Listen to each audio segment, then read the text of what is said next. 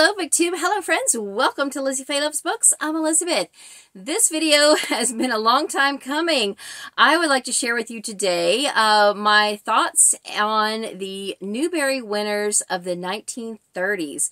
Now, I finished reading all of these books by 2023. I reread one of them in February of 2024, and it has taken me all these months to finally carve out enough time to make this video.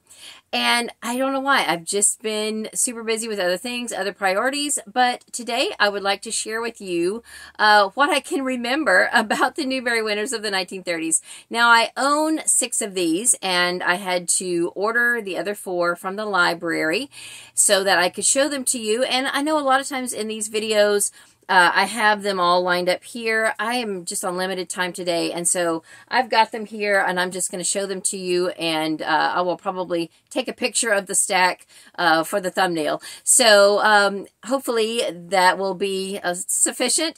And because it's been so long since I've read them, I had to kind of go back through my Goodreads and even look at clips from my older wrap-up videos just to kind of remember what I thought about each book. So my apologies, this video is not going to give you very much more information than what I gave you whenever I just talked about these in my monthly wrap-ups. But anyway, I've been doing a playlist of all the decades. If you have not seen any of those other videos, if you're newer to my channel, there's a playlist in my on my channel page, and I will probably put it at the end, on the end screen of this video, and then I'll include this video with the playlist as well. I only have a couple more videos to finish up all 100+ Newbery Winners. Now, I'm not focusing right now on honor books. I will mention a couple at the end of the video, but I have mentioned a few in some of the other videos, but my priority really is to read all of the Newbery Medal winners. And then once I get done with all of those, then I might look at, you know, year by year, all of the honor books. Maybe each month try to pick up some honor books from, you know, a particular year. I don't know. We shall see. But so for the 1930 winner, I had the strongest feelings about. In fact, I wrote a quite lengthy review, and some of these I didn't even write a review at all. Now, I think I rated it 3 stars, or I may have ended up rating it 4, but I said in my review that throughout most of the book, I thought I was going to rate it 3, but then it sort of made up for itself near the end. And I guess I should show you the book I'm talking about. This is Hitty, Her First 100 Years by Rachel Field. Now, it was a sweet book, and I think I said near the end of my review, if I had read this as a child, I would have probably enjoyed the magicalness of it. That's not a word, but you know what I'm saying. But a lot of the historical references would have been lost on me. As an adult, I picked up on the historical references, but the magic of it just wasn't consistent, because this is about a doll writing her memoir. So obviously she can pick up a pen and write. But throughout most of the book, she laments how she is sitting and unable to move. And at one point, she's lost under a church pew, and she makes all the, like, somebody comes in and she makes every effort she can to make a movement. Well, that, you know, she makes like a little thump or something. Of course, that scares the person who came in, and so that didn't help her any. So it was just inconsistent, and I was just trying to overanalyze it, I guess. But that was the main thing that bothered me. But anyway, if you want to look at my review of it, please feel free. And it's, you know, it's worth reading, especially because it's a Newbery winner, and it was a sweet story. But, and it was interesting because this doll goes through many different owners throughout her 100 years. And, you know, it was very interesting in that respect, but just didn't make a lot of sense with, you know, the magic. Now, I'm not giving you these in the order I read them. I'm giving them to you in the chronological order. So the next one is the winner from 1931. It's The Cat Who Went to Heaven by Elizabeth Coatsworth. This is very thin, and I wasn't sure how much I would enjoy it because this is actually a Buddhist story, and y'all know I'm a Christian, but it was very sweet, and I did really enjoy the book. So don't steer away from it. If you want to read the Newbery Winners and you're a Christian, don't think, oh, I can't read that as a Buddhist book. It is a very nice little story, and I enjoyed it. One thing that reading all of the Newbery Winners does for you is it gives you a multicultural experience. There are so many different books from a variety of cultures, and in this decade alone, there were several cultures represented. This one, Waterless Mountain by Laura Adams Armour, was very interesting. I read this for middle grade May in 2023, and this is about a Navajo boy, and it just has a lot of the folklore and history of the time. I forget when it's set exactly, but it's set in a time not super long ago in history, but really before the white man just kind of took over everything that we now call the U.S. Anyway, it was very enjoyable, very interesting. It took me probably most of the month to read because I was just kind of taking it a chunk at a time, but I remember that it was very enjoyable. The next one was also a cultural experience because it's Young Fu of Upper Yangtze, and it's by Elizabeth Forman Lewis. And this is set in 1920s China about a young boy whose mother is a single mother, and she moves them from their farm into town so that he can have opportunities to apprentice with, I believe it's a silver maker that he apprentices with, and she works doing laundry and things like that, and they really do have to scrimp and save, but up above them, in the apartment above them, is a scholar, and Young Fu would not have had really any opportunities to go to school or to learn any academic work except for the scholar upstairs sort of takes him under his wing, and he's able to learn to write and read, and he's able to really just get ahead and accomplish a lot more than many of his coworkers. He does suffer through quite a bit of tribulation and hard time, but it is really a good book, and I would recommend it. And this is the winner of 1933. So the 1934 winner is one of the earliest ones that I read because I found this copy several years ago at a Goodwill, and I had just been dying to read it. I just love this edition. But this is called The Incredible Louisa, the story of the author of Little Women by Cornelia Meigs. I think it's Meigs, might be Meigs, not sure. Anyway, this was a really good children's biography of Louisa May Alcott. Now, I have not read any adult biographies, but I have heard that in the adult biographies, there's a little more negativity surrounding Louisa's father. This told the truth without going into too much detail. It basically was told with filters, and I thought it was very well done, and I enjoyed it a lot. This one was probably one of my favorites. The 1935 winner, I don't know if you pronounce it Dobry or Dobry. This is by Monica Shannon. This is set in Bulgaria, and it is about this sweet little boy and his life, and it's just precious.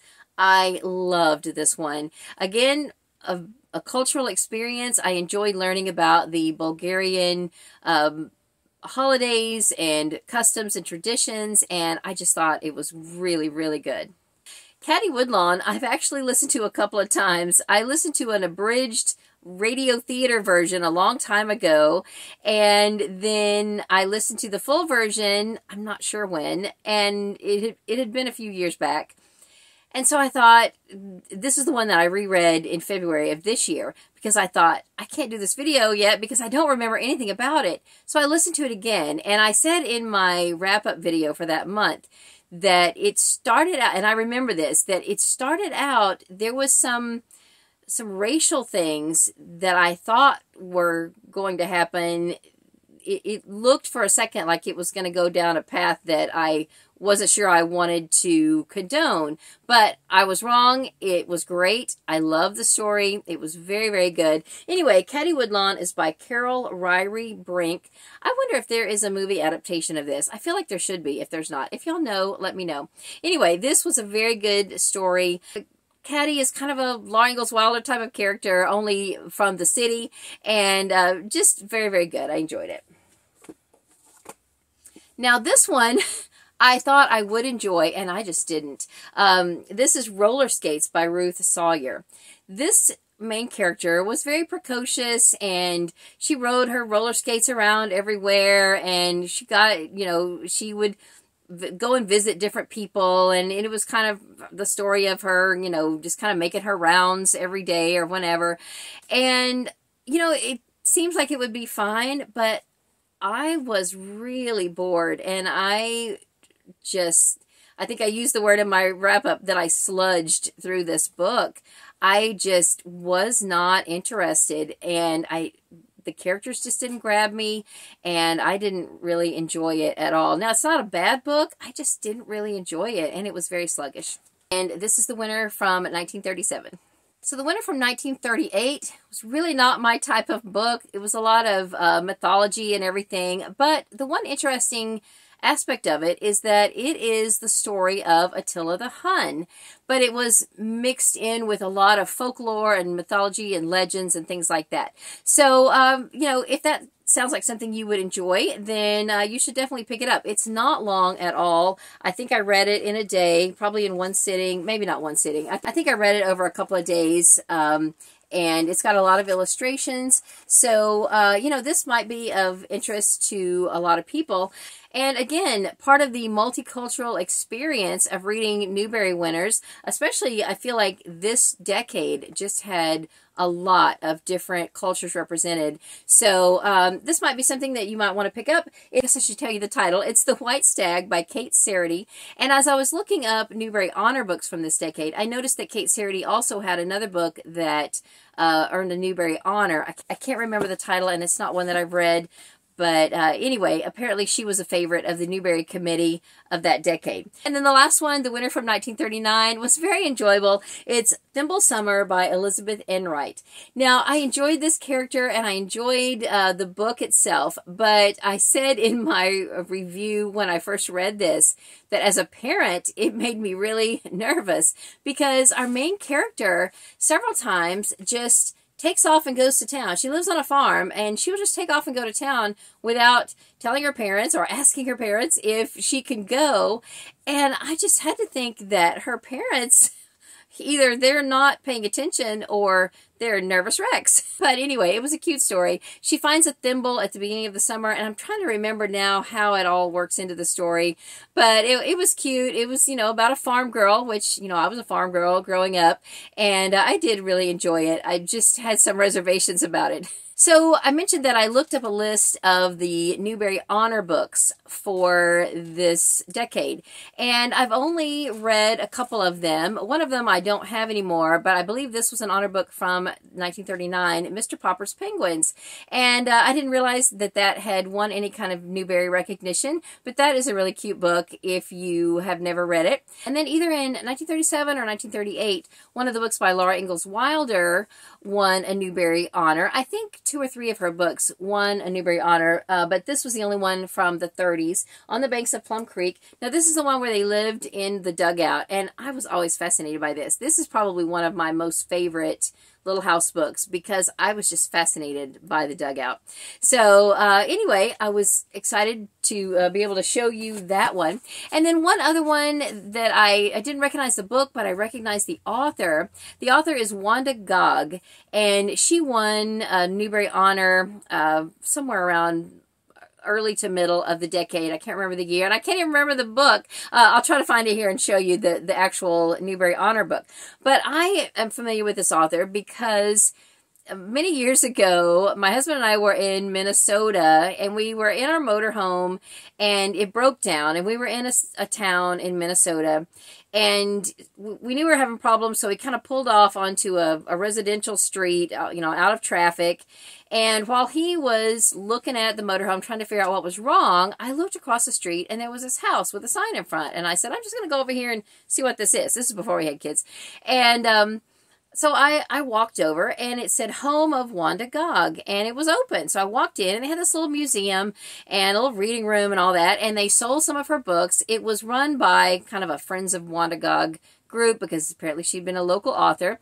And the book that she's most famous for, you would think it would be the Newbery Honor book, although maybe this one won a Newbery Honor too. I'm not sure. I haven't looked up. But the one that I ended up buying, the one that I know of, is Millions and Millions of Cats. And I bought it, brought it home, and it, of course, became Emily's book after we had Emily, and we've read it millions and millions of times. Not that many, but it's a great book. I really have enjoyed that book. I went in her room to see if I could lay my hands on it quickly, and she's got so many books, and I was like, no, I'm just going to show a picture.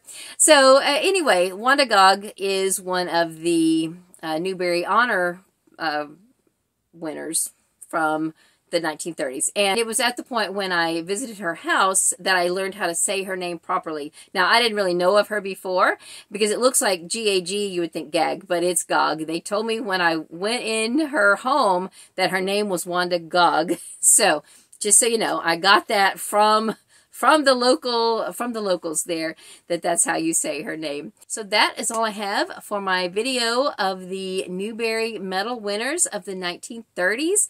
How many of these have you read? Are there any of them that you want to read? And let's chat in the comments. So that's all for this video. Thank you so much for watching. I hope you're having a great day. Read a good book, and God bless you.